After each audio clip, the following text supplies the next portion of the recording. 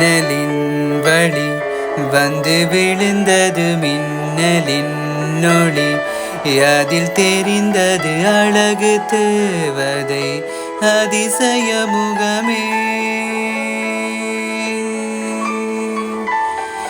தீப்பொறியென இரு விழிகளும் தீக்குச்சியென இணையுரசிட கோடி பூக்களாய் மலர்ந்தது மனமே. அவள் அழகை பாட ஓர் மொழி இல்லையே, அளந்து பார்க்க பல வழி இல்லையே.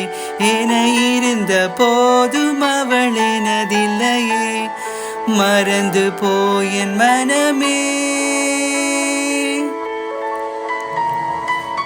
வெண்மதி வெண்மதி எனில்லை, ஓ வானுக்கு மேகத்துக்கா